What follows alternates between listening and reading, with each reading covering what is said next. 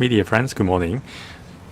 Welcome to the 11 a.m. Anti-Epidemic press briefing. Today, besides the Chief Executive, we also have the Secretary for Labour and Welfare and the Head of Policy, Innovation and Coordination Office. In a moment, the CE and the two officials will give a speech and then we will take questions. Because of the epidemic, please keep your mask on and maintain social distancing. Chief Executive, please.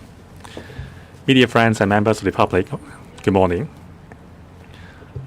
This morning, together with the Secretary for Labour and Welfare and the head of PICO,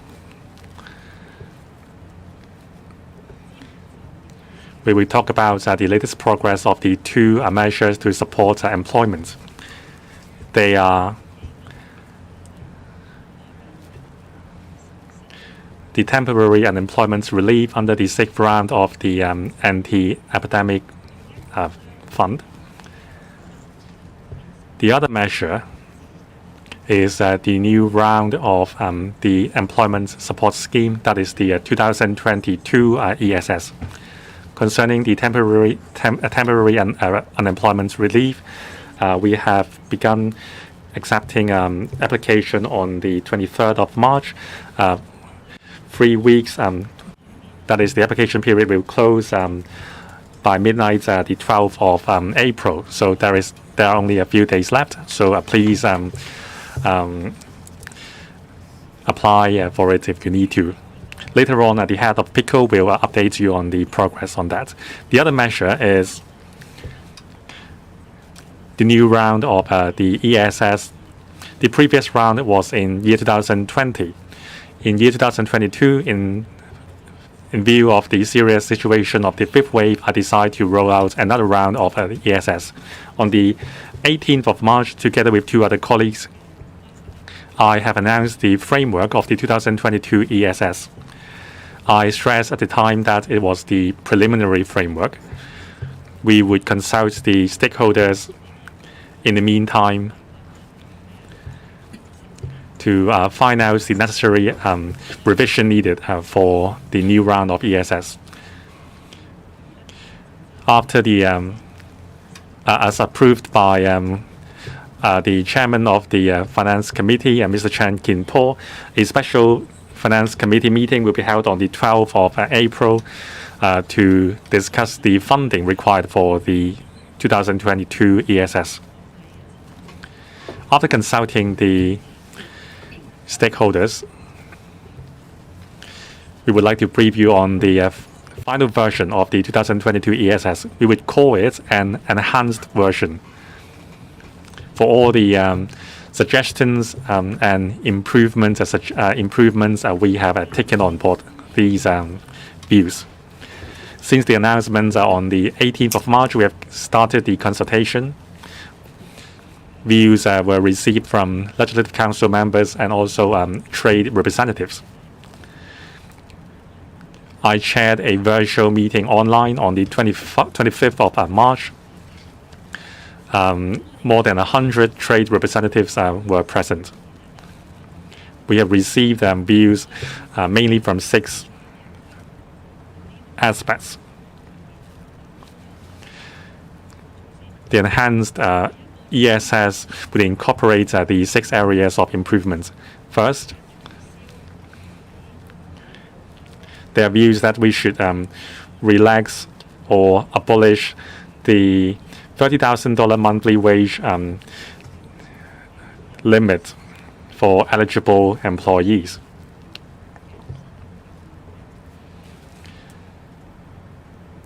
Employees with wage no more than $30,000 would be eligible for the ESS.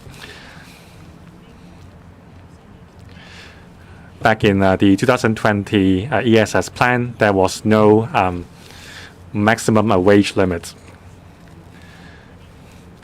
Because of the seriousness of the epidemic, as well as the situation of SMEs, as well as INT startups, these industries hire few employees with higher wages. For example, employees working in cyberports and so on.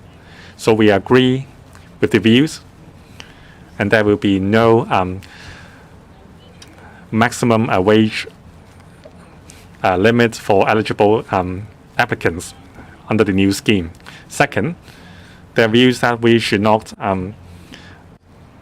make it mandatory to base the number of eligible employees or the limit of or the maximum number of eligible employees based on the data submitted in the 2020 ESS. In the past year, we have encountered enormous changes in our economy. In year 2021, our economy rebounded and the GDP climbed by more than 6%. Some businesses even expanded during the year. If we use the base back in 2020, it may be an underestimation. So we would allow the employers to choose. Employer can choose to use the number of employees back in the 2020 ESS scheme as the maximum number of employees. Employer can also choose to use the actual number of employees hired in the fourth quarter of year 2021 as the maximum number of eligible applicants. The third view is that we should not set a cap on the number of employees, the number of applications made under the scheme. There are corporations hiring as many as 10,000 employees. That's why back in the 2020 ESS, subsidies were offered to more than 10,000 employees. So we think under the 2022 ESS, we should set a limit for the number of applications made by a company. There are views that we should not set a limit. However, we cannot accept the view entirely because we want to be focused in offering help to employees. We should set a limit. However, we can relax the limit. So the maximum number will be set at 1,000. In other words, large corporations can apply ESS for as many as 1,000 employees. The fourth view is about the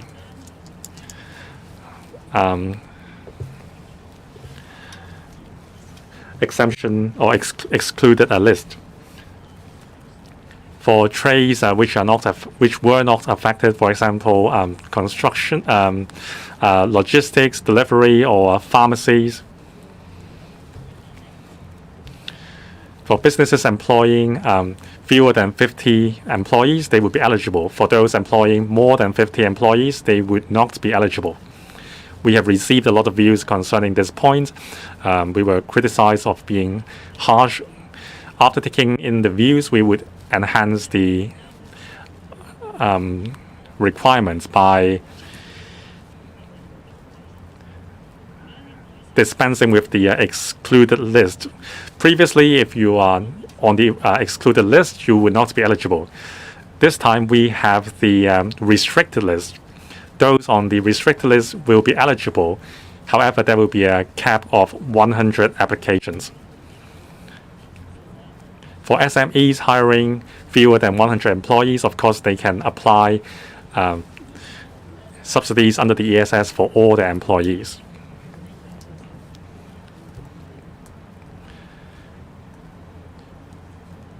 So we have consulted the affected trades concerning the restricted list. As a result, we would make a very fine distinction between the different industries, for example, construction industry. And number 5, there are people who are not on full-time payroll. They are part-time workers. They are casual workers.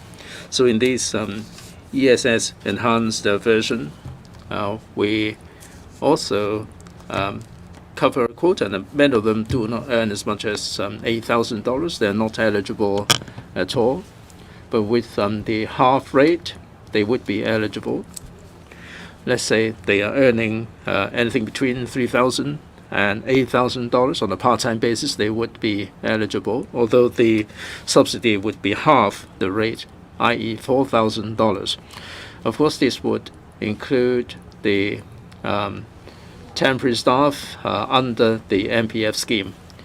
The last recommendation is to cover the self-employed people and those above the age of 65. Those self-employed people with an MPF account and those above the age of 65 who still have an MPF account, they should still be eligible for these 2022 ESS. So we have been proactively responding to views and aspirations put forward by LegCo and the trades. I mentioned an example about the ceiling on the number of employees. Now let's say there is an F&B enterprise. In 2020 ESS, the total number of employees stood at 200, but in 2021 the economy has come back and we have the consumption voucher scheme and we have registered 0 COVID cases, and this enterprise expanded the business. So prior to the 5th wave in October, November, and December, this enterprise has expanded its business, and it has hired 1,500 or 1,200 people. But with the arrival of the 5th wave and also the social distancing measures, the number of the headcount has to be slashed. So under the 5th wave, the headcount is back down to 800. And on the 21st of this month, we are rolling out the relaxation in 3 phases, and nighttime dining would be back, and he would stand to benefit from that. So he can keep the 800 headcount by June, July. With the consumption voucher, the headcount may be increased to 1,000. So in this 2022 ESS enhanced scheme, the subsidy would be on the basis of 800 in May, 1,000 in June, and 1,000 in July. So on the basis of the 2020, the 800 cap, he will not be able to apply for so much. But if we allow the headcount of 1,200, that's the Q4 headcount prior to the 5th wave, then this enterprise can apply for the subsidy for the months of May to July. I hasten to add that we're not using the 2020 data, and we are using the actual Q4 data. It would take a little bit longer for processing because we have to go back to the trustees of the MPF to get hold of all the relevant documentation. So it would be a little bit longer in terms of processing time for this kind of scenario. So for those who opt for the actual headcount on the basis of Q4, it would take a little bit longer for the money to be dispersed by something like 4 weeks. It's a question of time. The money will be dispersed on the basis of this enhanced scheme, but they have to be mentally prepared. It would take a little bit longer than usual. As I said, we have listened to a lot of good views and revised the list. Basically, the exclusion list would be similar to 2020. Now, for hotels that have become isolation facility, they will not be eligible. And we have introduced this restricted list, or what we call the exclusion list, on the 18th of March. Now, all the employers in the restricted list can make the application, albeit up to 100 employees. If they are SMEs, the headcount is below 100, then all the employees would come under this 2022 enhancement scheme. I'm not going to go into minute detail about each and every one. You might notice those in red, like for the medical sector. Last time we put clinics there. So the clinics were in the exclusion list last time, unless they have headcount of less than 50. Now we are for the large medical organizations with a lot of labs and clinics. The second one,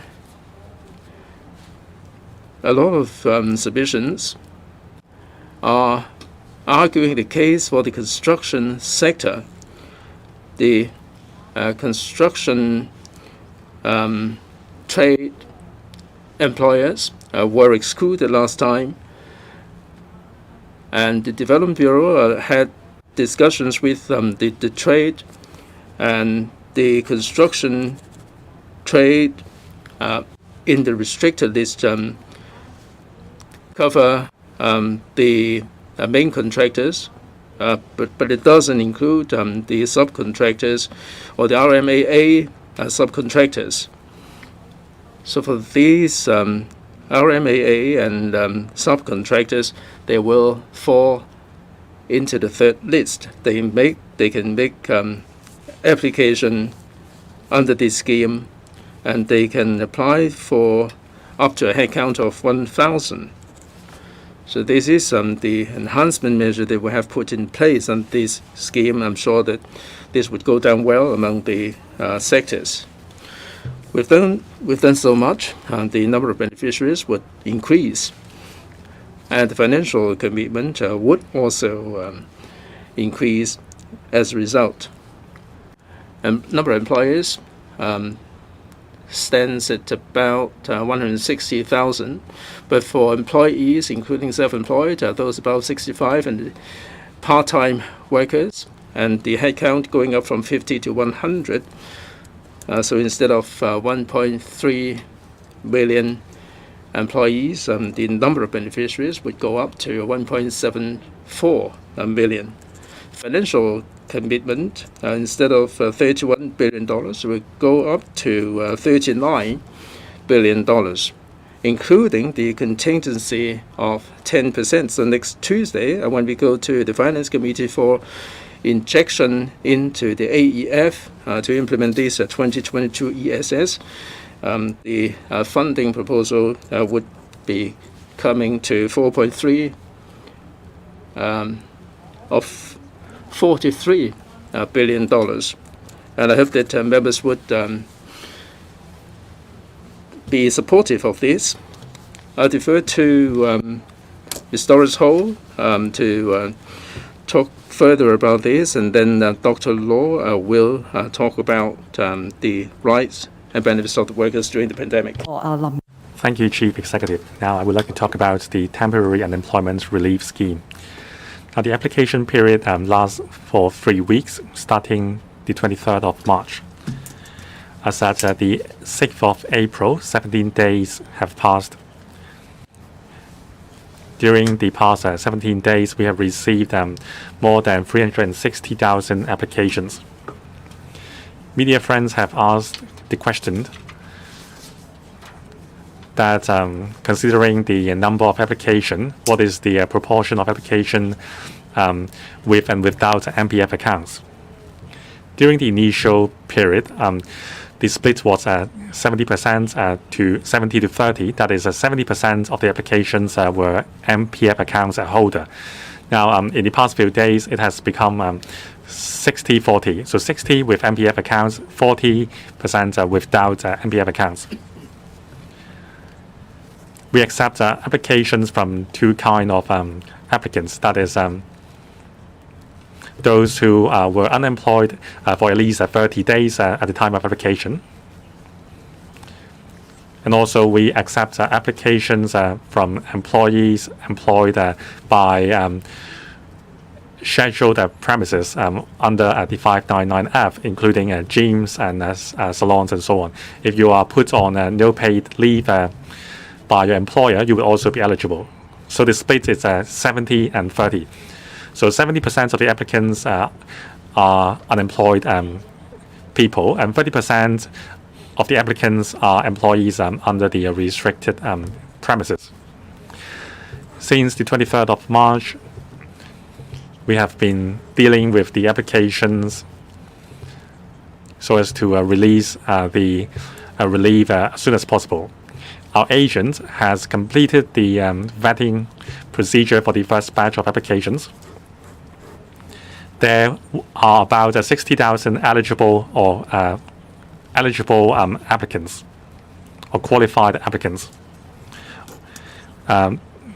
Tomorrow, on Friday, this batch of applicants will receive SMS and emails notification. And in the week starting next Tuesday, that is the 12th of April,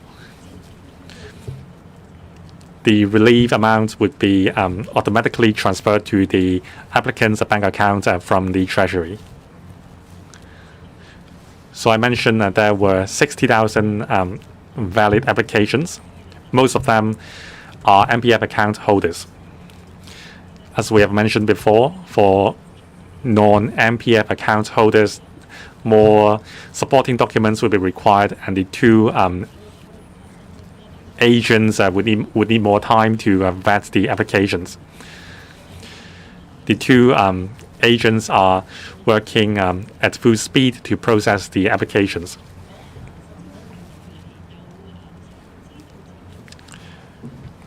If applicants want to learn about the progress of the application, I recommend that starting tomorrow, the 8th of April, the applicants can log onto the thematic website. There is a tab called check your results, and then you can find out about the progress of your application. So among the 60,000 valid applications, for in other words, there are also uneligible or invalid applications. For every 10 applications with MPF accounts, 7 would be valid and 3 would be uneligible. So there are two criteria. First, in the fourth quarter last year, that is the months between October and December, the applicants must have been employed at least for a month, and the wage must be between $2,700 to $30,000. And also, some employees would be from restricted a business on restricted premises. For some uneligible applicants were not able to fulfill the criteria. For example, the wage is lower than $2,700 or higher than $30,000. Some employees were put on unpaid leave. However, we are restricting those applicants to employees from businesses on the scheduled premises. For example, gyms and catering businesses, because we impose the dining ban in the evening. Some applicants put forward the ground of unpaid leave. However, they are not employees from these scheduled premises, so they are also ineligible. So like the chief executive said, the application period is going to close soon. There are only 6 days left. So I would like to remind the public, we have 5 service centers. In the coming 4 days, the service centers will have their operation hours extended. It seems that the booking is already quite full already. So I encourage those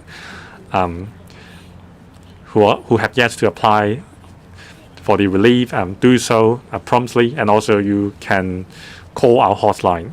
We are closely monitoring the usage of the hotline. During the first 3 days after the application period began, the demand for the hotline was high, and then we received fewer calls. We have a lot of spare capacity to take in calls from applicants who are not able to register online. On the other hand, it is not that difficult to apply online because some 340,000 applicants made the application online. So you don't have to come to our service centers. If you need help, you can call our hotline, and also you can watch the video clip on our website. The video clip will take you through the process step by step. So thank you. Dr. Law. Thank you, Chief Executive. Recently, many trade unions receive call for assistance from their members. That the employees did not get a paid leave because of isolation or quarantine. There are some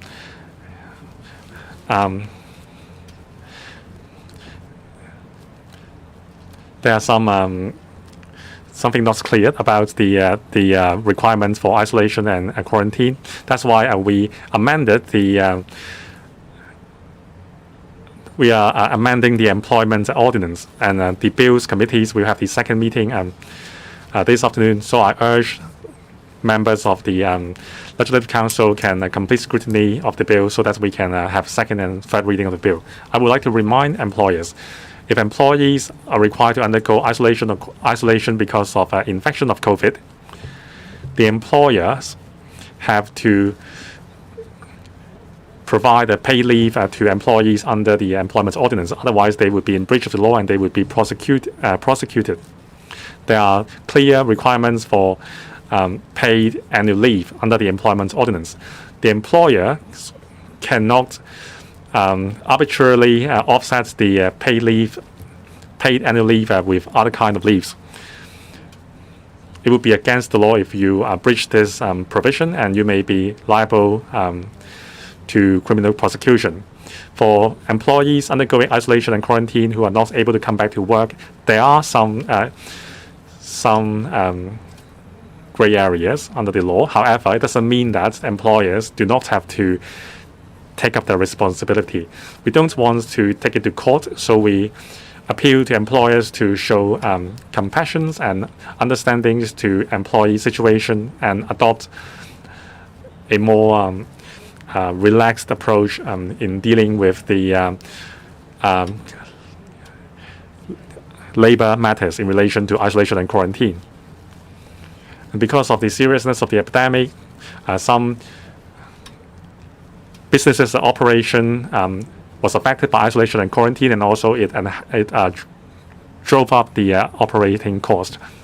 So the ESS aims at alleviating the employers of the cost. So I appeal to employers with the 2022 ESS, you should treat your employees even better. We should all stand united to rise above the epidemic and achieve an economic rebound. Thank you. We will now take questions.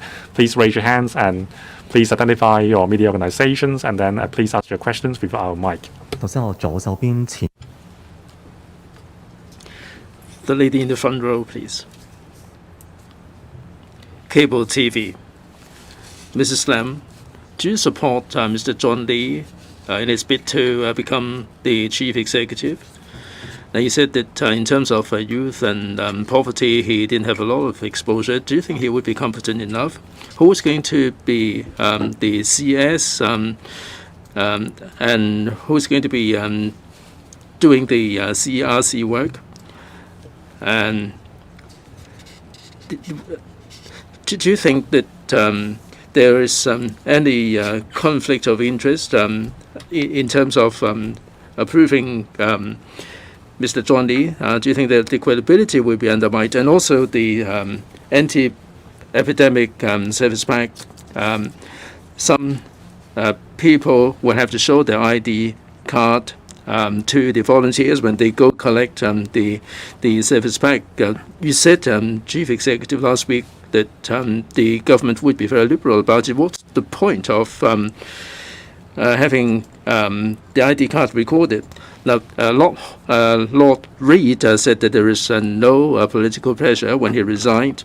Do you think that Lord Reid resigned because of political pressure?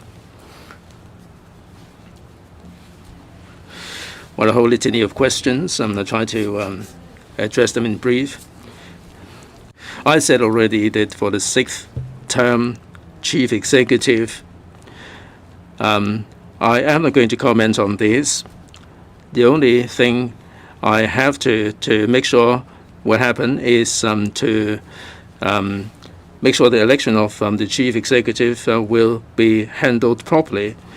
The EAC and the REO will be responsible for that area of work. So I'm not going to address all these questions you raised in this regard. As regards the CS, he has tender resignation pending approval under BL 48.5. The Chief Executive's authority involves two areas regarding principal officials. First, the Chief Executive nominates and submits to the CPG for appointment. Second, the CE recommends to the CPG the removal of duties. So in accordance with Basic Law 48.5, I have already reported this to the CPG. Now, there are two areas there, as I said. As of today, we don't have any deputizing arrangement for the Chief Secretary for Administration. I have submitted the details to the CPG, and this will be considered. Of course, the CS has its own portfolio. Since the revamp of the electoral arrangement, we have the CERC Candidate Eligibility Review Committee. It doesn't say anything about the CS being on chairing the committee. It is a principal official who will be appointed by me, no less than 2, no more than 4. I didn't come prepared for this question, so I don't have the details here. But it doesn't say that the CS will be the chairman of the CERC. And I have appointed a number of principal officials. I appointed the CS as the chairman of the CERC. I will be making the appointment later on to make sure that in this CERC, together with 3 unofficial members, it will be able to handle the work of the Chief Executive election. Last week, I've already announced that during the nomination period, there are certain social distancing measures like the 2 people group gathering ban and the cross family mixing. There are some exemptions to make sure that election work will go ahead smoothly. It was the CS who approved of that. Under Cap 599, this authority to grant exemption has been given to the CS. As to the other questions, regarding the service centers, the 89 service centers that would distribute the service packs, there would be liberal treatment, but of course they would need a certain information. We'll have a word with the HAB as to why they need to seek the information that you mentioned, but definitely it's not to collect the information. It's just to make sure that the supplies will be handed into the hands of the relevant people. As regards the two UK judges who resigned, I've already put out a statement in response, and I don't have anything to add in this regard. All right, next, please. The lady on the far right, please. From Bloomberg News. Due to the flight ban mechanism, more routes have been banned since April 1st. Earlier this week, over 70% of flights scheduled to land on a single day were canceled. This, in effect, has erased Hong Kong's easing of travel restrictions and made it very challenging for Hong Kong residents to return to the city. Yesterday, the Director General of the International Air Transport Association said that Hong Kong is essentially off the map now. So will the government review the flight ban mechanism again, including the strict criteria of 3 positive cases per flight? Or will a review need to wait until after the implementation of social distancing easing later this month? What is your response to business groups who say that the travel easing so far has not amounted to very much? And on John Lee entering the CE race, I know you don't want to comment on his candidacy, but what do you think the next chief executive's priorities should be? Should it be restoring Hong Kong's reputation as an international financial center or focusing on the security situation? And finally, after you publicly announced on Monday that you would not seek a second term as CE, Beijing still has yet to publicly respond. Have they communicated with you directly, and do you see the lack of their public response as a sign that they are dissatisfied with your performance in office? Do you personally have any regrets about your time as chief executive? Thank you. First of all, there is no doubt that Hong Kong is a very important aviation hub. And actually, in the 14th five-year plan, through my strong request, the International Aviation Hub was written into the 14th five-year plan as one of the areas that the Central People's Government will strongly support Hong Kong. Previously, it only mentioned about transportation. But in the 14th five-year plan, we managed to get 2 specific references. One is to transportation, including maritime and other things. But the other is to an international aviation hub in anticipation of the completion of the 3rd runway system. So during my term, I've been doing all I could to support the development of the airport as well as the airport city. So the 5th wave of the COVID-19 epidemic has really hit us hard. And up till now, we are still adhering to the policies of preventing the importation of infected cases, and at the same time, through social distancing measures to reduce or avoid the spread of local infections. But that doesn't mean we will not continuously review the situation and make the necessary adjustments. I made the announcement on the 21st of March to lift the place-specific flight suspension in respect of the 9 countries, which have been imposed since January. And it is not right to say that this travel easing has no impact, because according to my data, since the 1st of April, on average, 1,000 or over 1,000 Hong Kong residents have returned. Prior to that, it was a daily average of 200. So many Hong Kong residents have made use of this lifting of the place-specific flight expansion and returned to Hong Kong. And so far, I have to thank the airport authority, the airlines, and all my colleagues to make this whole process as efficient, as smooth as possible for these returnees, right from landing at the airport to the test and hold for the PCR test, and then designated transport, taking them to the designated quarantine hotel, and allowing them to leave after day 6 and day 7 with a PCR negative, with the RAT negative test. So what we now discover since the 1st of April is probably because of the very relaxed approach adopted in many places. Some of the flights have brought back more than 3 or more cases upon arrival. And one has to ask if the requirement for pre-boarding is a PCR negative test. Is that really because of the circumstances that a negative test of a person turned positive after 10, 15 hours upon arrival? So we have to understand what has happened leading to these route-specific flight suspensions that we have to impose upon airlines under the current policy. So we will continue to review and to make the necessary adjustments in the light of the Hong Kong epidemic situation.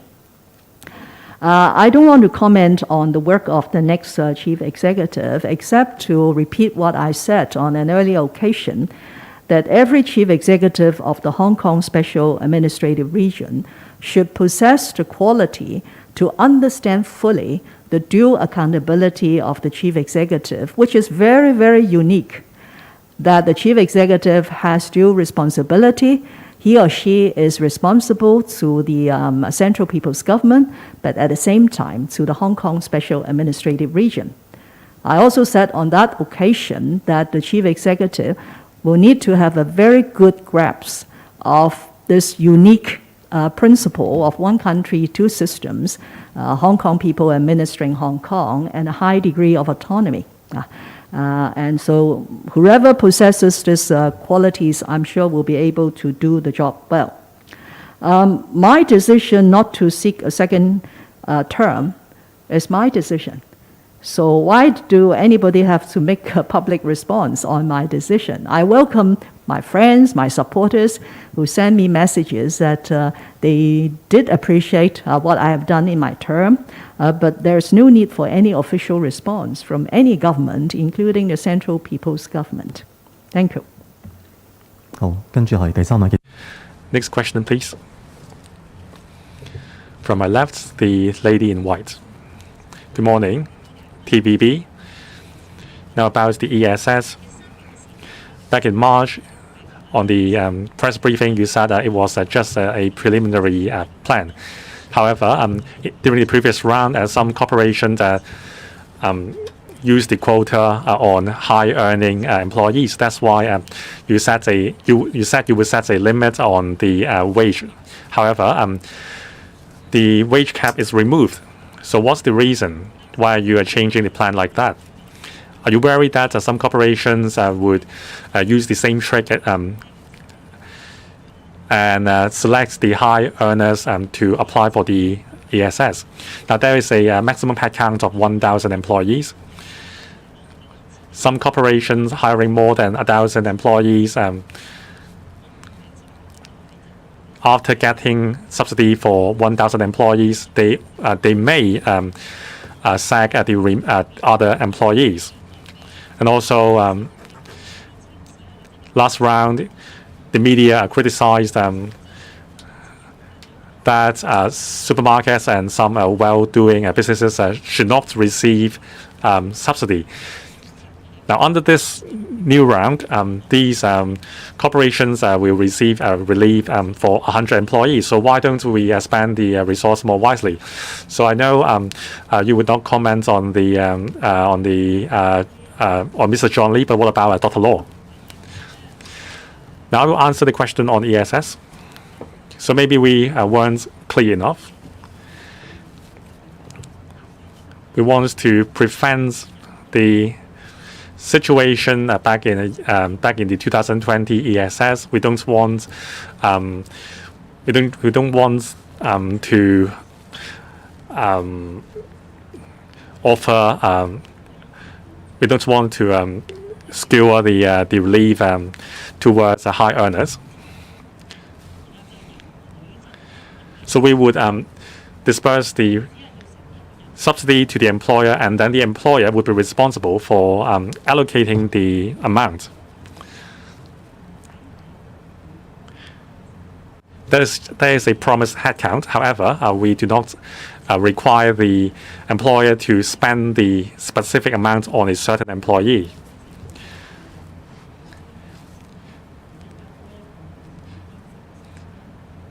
So for the 8,000 full subsidy and the half subsidy of $4,000 for part-time employees.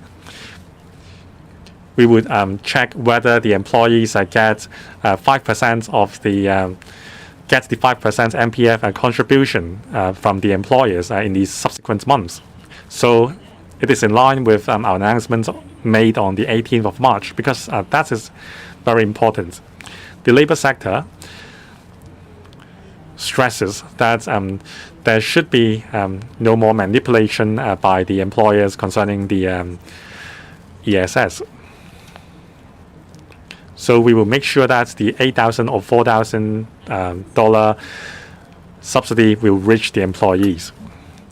Now we have dispensed with the $30,000 wage cap. Actually, we didn't have that for the previous round.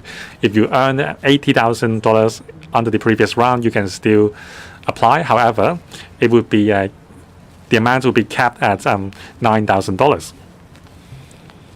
This time, there are many sectors, for example, I&T and startups. Many of them are SMEs.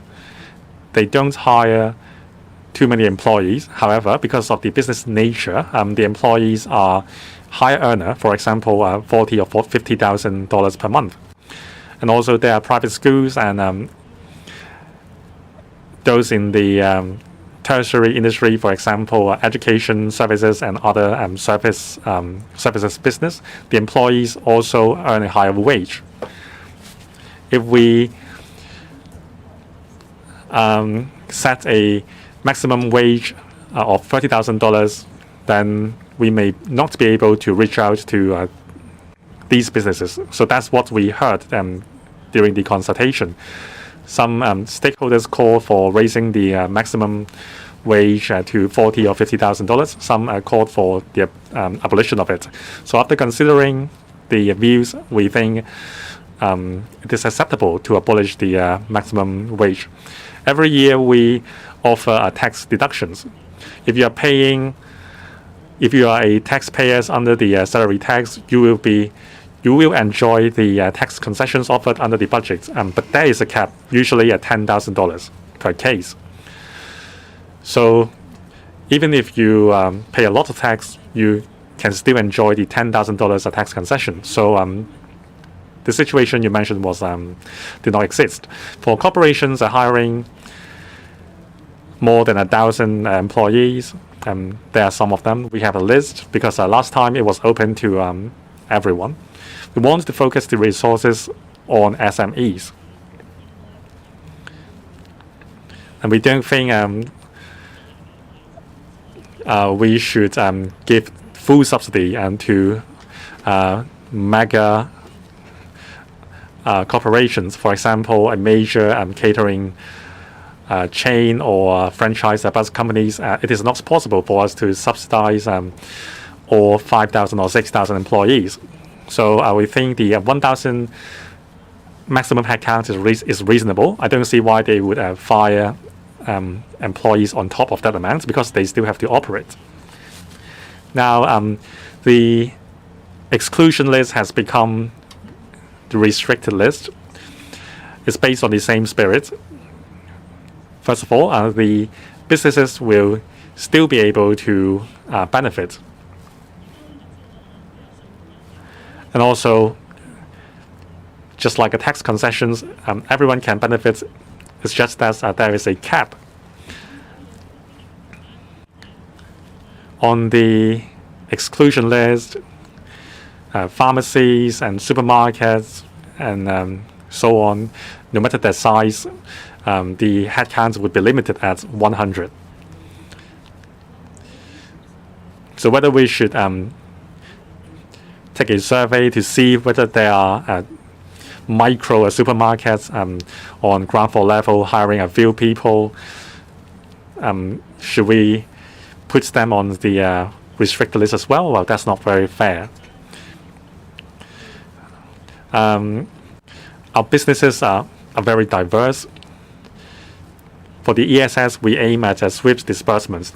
It is impossible for us to look closely into how well they are doing. Are they making a profit, or have they been particularly hard hit under the fifth wave, except for the businesses which are asked to close under the 599F. 亦冇影響對於 So with this 100, it will not really affect the operation. Now we are increasing the funding to $43 billion. So we're seeking more funding to protect the SMEs, including those high-paid SMEs with a small headcount. I would not normally comment on the performance of any officials. The only thing I would comment on would be the policies, and this is the principle that I have abided by. As principal officials, we will not be commenting on my fellow colleagues. Let's take the last question. A lady in the middle row towards the front. Ms. Lam, HK Economic Journal, about the acting CS, you said that you have to submit the details to the CPG for consideration, but in light of the previous experience, like when you resigned, there was a acting official. Now, this time, why is the departure? Is it the case that you don't have any right and authority to decide? You don't want to comment on the CE election, but under your watch, the NSL has been introduced. We have removed all the Democrats. Do you think that you have paved the way for the next chief executive? Well, I'm not going to answer questions like this. That you talked about the acting CS arrangement.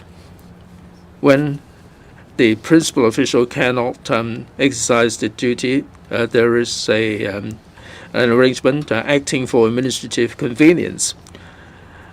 Under different circumstances, we would accept an acting arrangement for administrative convenience.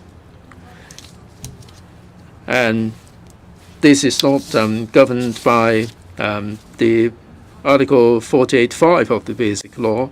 Now we're dealing with the post of the CS, and this is second in command. If I am not in the post, the CS would be deputizing the CE post. Now you mentioned that in the past, as soon as someone resigned, there is an acting arrangement. I think at this time it's more appropriate for us to deal with this in one go, and that's why this is being considered by the CPG. But please rest assured that in absence of the CS at the moment, the work will continue. That's all the time we have for today. See you tomorrow. Thank you all very much for coming.